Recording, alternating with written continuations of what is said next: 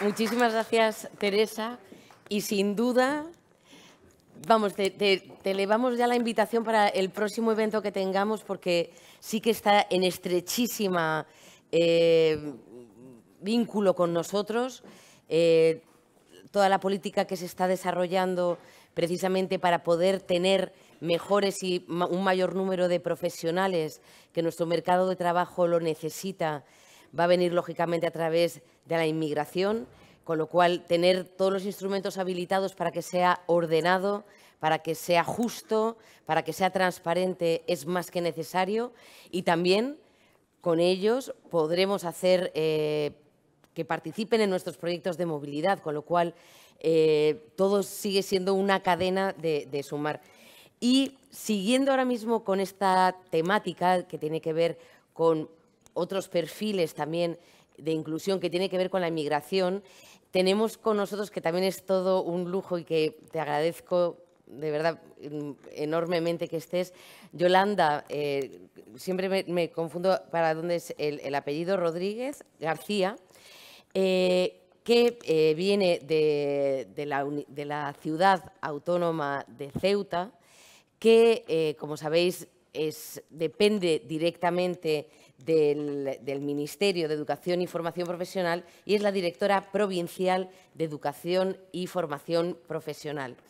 Sabemos que Ceuta tiene una situación, ya sea geográfica, muy particular, no está en continente europeo, pero en cambio a todos los efectos es España, y por las noticias, muchas veces sabemos de las noticias, he tenido el gusto de poder ir con el National Vet Team, pudimos ir a verlo y ver la labor que hace tanto todo lo que coordináis en Ceuta como los propios centros de formación profesional, que muchísimos de ellos tienen la acreditación y cuentan con una situación que nos parecía que merece muchísimo la pena que sepamos, que conozcamos y tener esa sensibilidad también a todo lo que ocurre en el ámbito de vuestra ciudad autónoma. Pues, Yolanda, cuando quieras, y muchísimas gracias. Gracias a ti. Gracias, Rosa. Sí.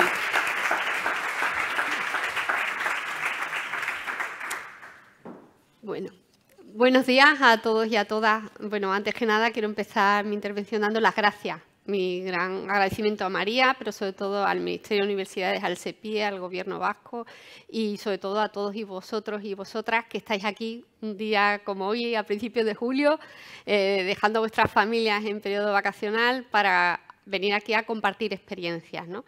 Y también muy agradecida sobre todo por darme la oportunidad no solamente de contar nuestra experiencia, nuestro trabajo en temas de internacionalización en una ciudad como la nuestra, en la que la inclusión es una necesidad, ¿no? Pero sobre todo quiero daros las gracias por todo lo que estoy aprendiendo. Llevo simplemente aquí unas horas y de verdad me voy cargada de experiencias, de conocimientos y sobre todo de compartir, ¿no? Desde el punto de vista más humano, cuáles son los grandes esfuerzos que se hacen en todos los centros educativos y en todas las administraciones con un simple objetivo, ¿no? Que es la inclusión y la diversidad orientada a los más vulnerables, ¿no? A todos nuestros niños y niñas y jóvenes que necesitan ese apoyo y ese refuerzo.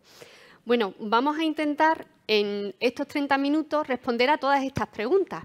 Parecen preguntas simples, algunas son mucho más complejas que otras, pero nuestro intento es intentar crear un marco, ¿no? Crear un contexto.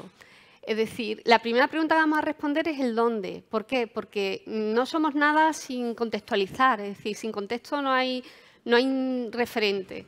Entonces, para mí es muy importante explicar dónde está Ceuta, porque eso nos va a definir y os va a hacer comprender el por qué, ¿no? Trabajamos y cómo trabajamos. Ceuta está situada en un enclave estratégico. Es decir, como veis, geopolíticamente es un enclave que está situado en el Estrecho de Gibraltar, está en el continente africano, sin embargo pertenece al territorio español y tiene una serie de características como, por ejemplo, tiene el único foso navegable del mundo, lo podéis ver aquí, es decir, el único foso navegable del mundo, y estamos a un paso de la bahía de Algeciras, es decir, este es el istmo y estamos a un paso de lo que es la bahía de Algeciras. Para que os hagáis una idea, estamos a 1 hora en barco y a 5 minutos en helicóptero de la bahía de Algeciras y a unos 20-25 minutos en helicóptero de Málaga. No hay barco hacia Málaga, pero bueno, de todas maneras es un enclave que, como veis, es diferente, porque estamos entre 2 continentes. Estamos en el continente africano, pero a un paso de Europa. Y hay una leyenda muy bonita que cuenta, ¿no?, la leyenda que fue Hércules quien separó las 2 cordilleras, ¿no?, la del Peñón de Gibraltar y el monte Jebel Musa, que no es otro que la mujer muerta. Hay una leyenda muy bonita que el día que estéis en Ceuta, os invito a que vengáis, os la contaremos en persona. ¿Por qué es importante contar todo esto? Porque el contexto demográfico y cultural nos define. Uno de los datos que más me impactaron cuando llegué a la ciudad era la densidad de población. Es decir, para que hagáis una idea, la densidad de población de Ceuta es muy alta, supera los 83.000 habitantes para unos 18,5 kilómetros cuadrados. Pero no solamente esa proporción de 4.139 habitantes por kilómetro cuadrado está por encima de la media nacional, que es solamente de 94 habitantes, es que existe una población flotante, de la que antes hablaba Teresa, ¿no? Y esa población flotante es una realidad. Pero si consideramos además el suelo que pertenece al Ministerio de Defensa, contar que Ceuta es una ciudad que ha sido una plaza política a nivel militar, geopolíticamente y geoestratégicamente muy importante, y sigue siéndolo, serían en total 14,5 kilómetros cuadrados, por lo tanto la densidad de población es superior, es de 7.000 personas por kilómetro cuadrado. Eso, para que os hagáis una idea, en referencia a Hong Kong, que tiene 6.600 kilómetros cuadrados. Es decir, ese dato es muy importante porque todo esto afecta también a los centros educativos, afecta a nuestra realidad diaria, ¿no? Lo bonito que ocurre en Ceuta, pues que conviven 4 culturas. Es decir, nosotros convivimos con musulmanes, cristianos, hebreos, hinduistas. En la propia manzana en la que tenemos nuestra dirección provincial, justo abajo tenemos el templo hinduista, justo atrás tenemos una sinagoga, tenemos mezquitas, catedrales e iglesias. Y eso es bonito. ¿Por qué? Porque esto es un enriquecimiento cultural y una experiencia que no se da en otros lugares. Una de las cosas que más me entusiasmó es conocer que nuestros alumnos y alumnas conocen lo que es la Semana Santa, conocen el Ramadán, conocen el Yom Kippur y conocen también el Diwali, la fiesta de las luces. Y además la celebran de manera conjunta en las aulas con sus compañeros y compañeras. Y uno de los datos más importantes y que son uno de los elementos que hay que considerar a la hora de plantear el tema de la internacionalización y el tema educativo es que el 50% de nuestro alumnado tiene como lengua materna el darija. ¿Qué es el darija? El darija es un dialecto que se habla en el norte de Marruecos y que además es un dialecto que es solamente oral, es decir, no es escrito. Es decir, para que hagáis una idea, nuestros niños cuando se incorporan al colegio, la mayoría de ellos, sus madres, que sobre todo pasan más tiempo con las madres que con los padres en esas culturas, hablan solamente darija y además no están alfabetizadas porque no se escribe. Entonces, es un elemento que tenemos que tener siempre como referente. En cuanto a datos de contexto socioeconómico, ahí tenéis las cifras, es decir, hemos de admitir que lideramos las peores tasas no solamente de desempleo, sino algo que es más preocupante, de demandantes de empleo sin titulación. Y además somos líderes también en paro juvenil en España, algo que nos preocupa muchísimo en los que nos dedicamos a la enseñanza y sobre todo yo como docente de formación profesional que siempre he sido, es algo que realmente debemos trabajar para cambiar. Y hay algo muy característico y es que el sector público es el que mayor protagonismo tiene en nuestra ciudad. Para que hagáis una idea, hay 9.656 empleados públicos que suponen 1/3 de la población activa. Algo que mi amigo y admirado compañero director del SEPE, con el que tenemos siempre muy buena relación, me dio un dato, Pepe Simón, que me impactó, que decía que el 91% del sector servicio son empleados públicos.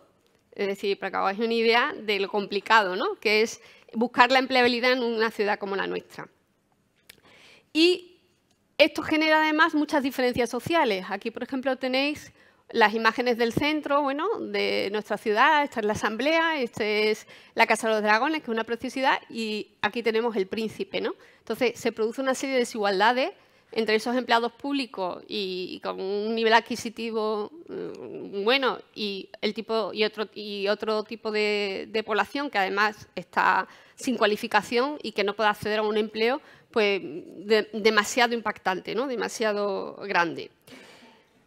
En relación al contexto educativo, pues hemos optado, y ha habido una apuesta muy decidida por parte de nuestro Ministerio de Educación y Formación Profesional, de apostar por la formación profesional. Y ahora mismo, en una ciudad como la nuestra, para el curso que viene, 23-24, ofertamos 60 ciclos de formación profesional. Es mucha oferta para una ciudad tan pequeña, pero es que es la única oportunidad que tienen nuestros jóvenes para poder cualificarse y para poder formarse. Entonces, se ha hecho un gran esfuerzo para que la oferta sea amplia, con el objetivo exactamente de paliar esa falta de cualificación que dificulta esa empleabilidad.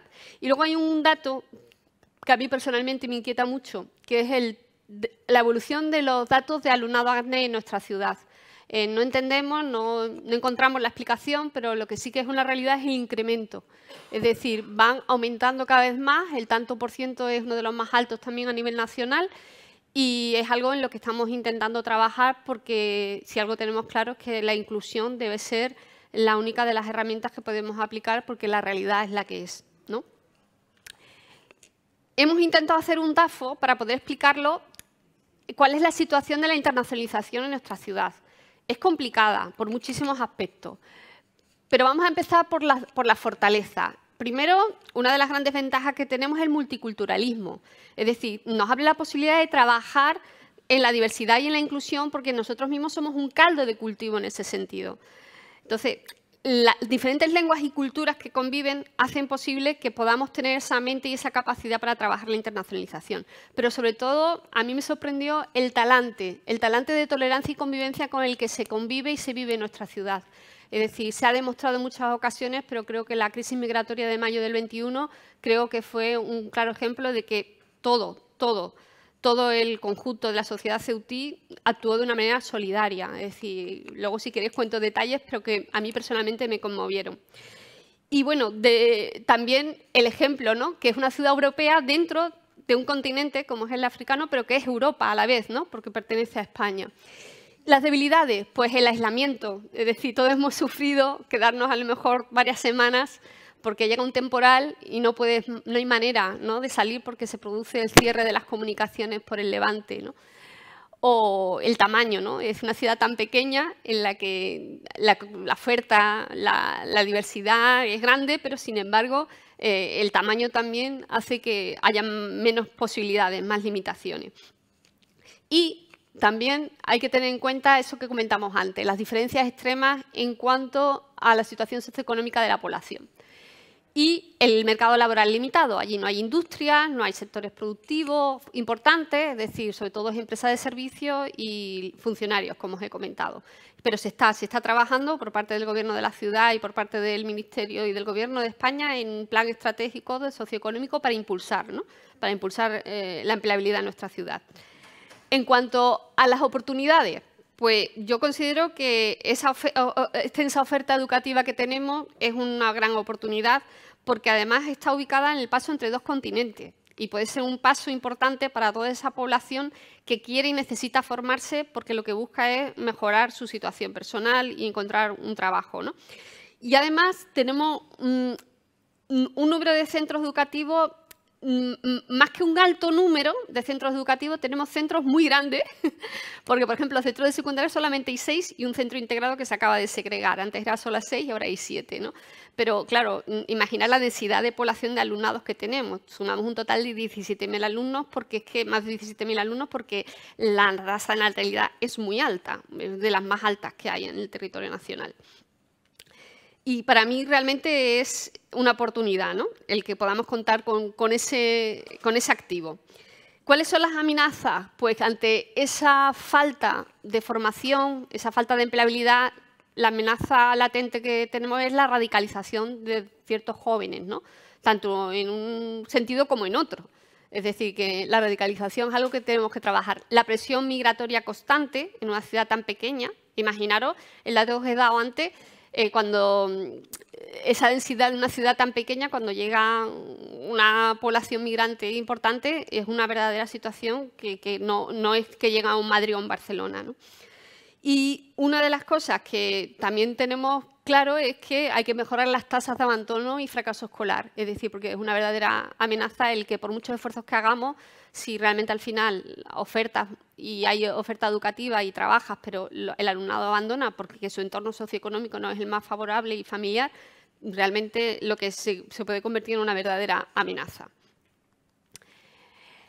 ¿Qué es lo que nos condicionó realmente? La crisis sanitaria de COVID-19 creo que nos condicionó a todos, pero yo que la viví en ambas partes, en la península y luego en Ceuta, llegué en pleno confinamiento, os puedo asegurar que la situación es diferente cuando te encuentras en un sitio aislado, en el que las comunicaciones son otras, en la que la capacidad hospitalaria es limitada, pero sobre todo algo que descubrí, que es la verdadera brecha digital. El problema no era dar dispositivos a los alumnos vulnerables, el problema era que no tenían conectividad en sus casas para conectarse. Entonces, eso supuso, de verdad, yo creo que de todas las crisis nacen oportunidades y ahí aprendimos muchísimo. Y ahora se ha hecho un esfuerzo, de verdad, desde el Gobierno y desde el Ministerio para que en todos los centros haya dispositivos suficientes para que todos los niños y niñas, en el caso de que vuelva a haber de nuevo una crisis epidemiológica, que esperemos que no ocurra, puedan acceder y puedan tener esa conectividad, ¿no? Y ese acceso a la educación, que es un derecho. Y luego, pues la crisis migratoria de 2021, que es difícil contarla, porque creo que lo mejor sería que pudierais ir allí y lo vierais, ¿no? Y entendierais lo que ocurrió. La crisis migratoria de 2021 fue algo que cambió nuestras vidas, ¿no? Supuso la entrada, las cifras oscilan de 10.000 a 18.000 personas, pero bueno, se dice que se calculan unas 12.000 personas. Lo que sí, claro, que la Guardia Civil dijo que llegaron unas 90 personas por minuto en 48 horas. Decía que aquello era un fenómeno imparable. Y lo que sí quiero que reflexionéis que eso es como si llegaran a Madrid en 48 horas 1 millón de personas, ¿vale? Porque para nuestra densidad de población y nuestros recursos se vivió de esa manera. Y ahora viene el dato más importante, y es que de esas 12.000 personas, 1.500 eran niños, niñas y jóvenes.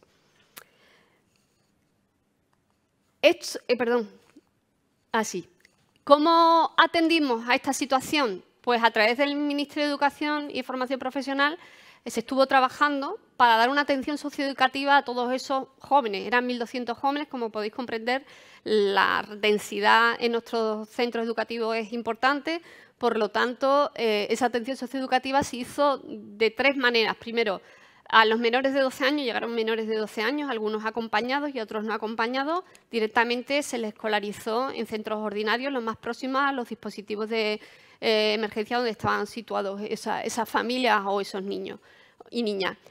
Luego se abrieron una atención socioeducativa a menores de 12 y 16 años en nuestros centros de secundaria, en las que se hizo espacio por la tarde, porque por la mañana no había espacio posible, y allí se le dieron clases de inmersión lingüística, pero no solamente inmersión lingüística, sino también a nivel curricular. Se hizo primero un diagnóstico de los niños y niñas para ver en qué situación llegaban. Algunos habían sido escolarizados, otros no habían estado escolarizados nunca, y se trabajó con ellos.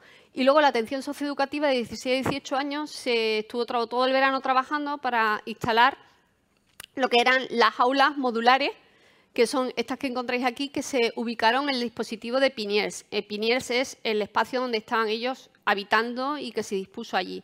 Entonces, allí se les daba clases, ahí podéis ver el interior de alguna de las aulas modulares, y la experiencia fue maravillosa. Es decir, se cubrió con un cupo de profesorado también a través de fondos europeos para crisis de emergencia de inmigración y situaciones de emergencia, y la experiencia de los docentes fue maravillosa. Es decir, eran docentes que te contaban en el día a día cómo esos niños agradecían el poder estudiar, ¿no? Y cómo se implicaban y cómo, de hecho, muchos de ellos por las mañanas estaban en estos dispositivos, por la tarde accedieron a programas formativos a través de una convocatoria del Ministerio para alumnado vulnerable que se presentan a asociaciones sin ánimo de lucro. Y entonces iban por la mañana a sus clases de inmersión lingüística y por la tarde hacían su programa formativo de cocina o de peluquería o de cualquier que hubieran accedido. Es decir, que el interés y el compromiso fue absoluto por parte de estos chicos y chicas.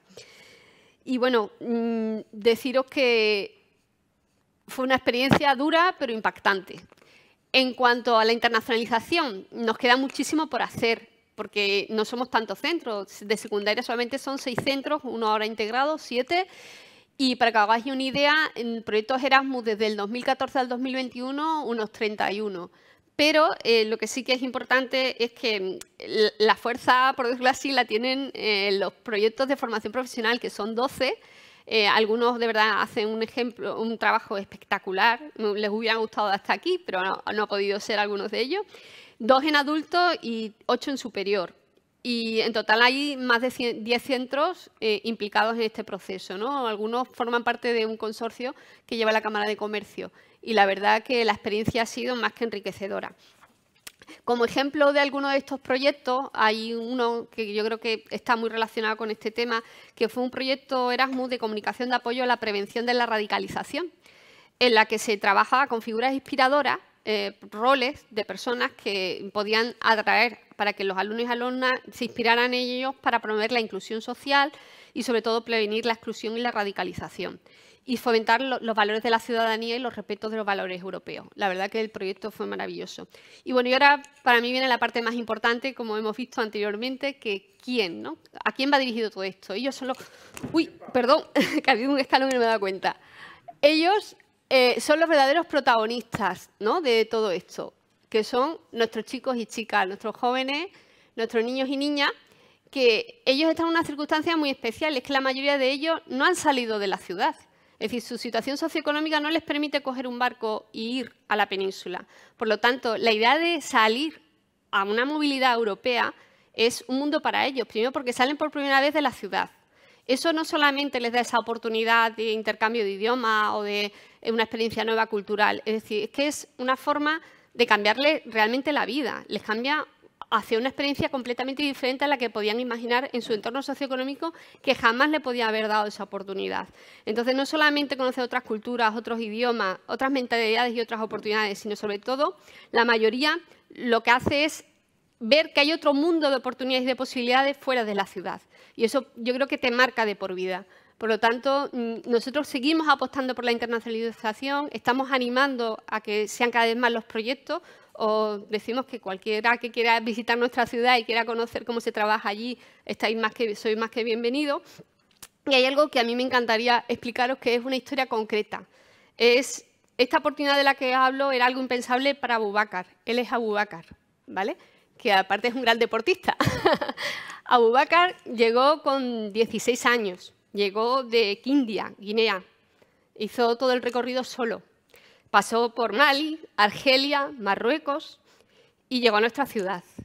Este chico accedió a una FP básica con mucho esfuerzo de carrocería, hizo la FP básica de mantenimiento de vehículos, luego hizo un grado medio de carrocería y participó en ese grado medio una movilidad en Erasmus+. Aquí lo tenéis con nuestro compañero, que estuvo y lo animó a participar y hizo un trabajo, y allí en Italia se lo querían quedar. Luego participó también en la Ceuta Skill y ganó la medalla de oro. Representó a Ceuta en los Spain Skill. No ganó, pero bueno, lo importante es que, como él dice, la experiencia de haber ido a Madrid. Nunca había ido a Madrid y aquello para él fue una experiencia maravillosa. Y actualmente está haciendo un ciclo de grado superior y trabaja en Cruz Roja, ayudando a otros chicos y chicas que llegan en esa situación igual que la de él. Entonces, yo creo que esta es la historia que yo creo que debemos repensar y plantearnos, ¿no? Y luego tenemos también la historia de Hassan, que accedió a las aulas de atención socioeducativa en uno de nuestros institutos. Nunca había sido escolarizado y aprendió el idioma. Y tras la crisis migratoria, al final acabó en la península y me llegó esta foto hace unos días dándonos las gracias porque se había graduado en secundaria en la ESO, en un centro en la península. Entonces, estas son las historias que realmente creo que al final nos hacen reflexionar y pensar sobre lo importante que es el trabajar en la internacionalización y darle oportunidades a personas como Hassan o Abubakar. Y bueno, y ahora viene la gran pregunta, ¿para qué? ¿Para qué tantos esfuerzos de internacionalización? Si además muchos no tenéis las horas para esa descarga que es necesaria, ese esfuerzo, ese sacrificio, pues yo creo que la explicación la han dado antes estos chicos que han estado aquí, ¿no? Es decir, la mayor explicación es que la internacionalización es un motor de motivación, de mejora del rendimiento escolar, es decir, los niños y las niñas cada vez que piensan que pueden ir o no pueden ir a un Erasmus, les motiva para poder sacar mejores notas, para poder acceder a esa movilidad. Además, pueden obtener una cualificación profesional, es decir, a través de la internacionalización enfocada en las FCT, esos alumnos acaban aprendiendo unas habilidades sociales, personales y competencias profesionales que los hacen ser diferentes a otros niños que no han vivido esas experiencias. Pero sobre todo, y desde mi punto de vista, es que favorece la interculturalidad, la diversidad y la integración, porque en Erasmus no hay, va todos, es decir, no hay una selección, todo aquel que quiere ir y se atreve a ir, puede ir. Y incluso con la barrera idiomática, es decir, como decían los niños, con el idioma universal de los gestos nos entendemos, no es necesario, y con el traductor Google. Y luego, sobre todo, para mí, personalmente, creo que es el mejor elemento y es una garantía de equidad e igualdad de oportunidades, porque no todos estos niños y niñas podrían plantearse esa oportunidad si no fuera por el Erasmus+. Y bueno, quisiera terminar mi intervención con una reflexión. Cuando llegué a Ceuta, una persona a la que admiro muchísimo me comentó algo que a mí realmente me sobrecogió. Él decía que Ceuta limita al sur con la miseria y al norte, en el mejor de los casos, con la indiferencia. Mi naturaleza optimista y que sobre todo soy educadora, soy docente, me impedía, ¿no?, que querer asimilar esa cruda realidad, ¿no? Y sobre todo porque mi convicción es que la educación transforma la realidad y transforma las vidas. Entonces, he intentado cambiar esa idea, que es cierta, no lo quiero desmerecer, es realmente cierta, pero me niego a aceptarlo y aún me resisto. Y, por lo tanto, después de haber conocido historias como la de Boubacar o la de Hassan, quiero quedarme con la siguiente frase que quiero compartir con vosotros para despedirme. Y es que creo que Ceuta es una ciudad que busca un norte de comprensión, de empatía, pero que siempre exhibe su sur más solidario. Muchas gracias.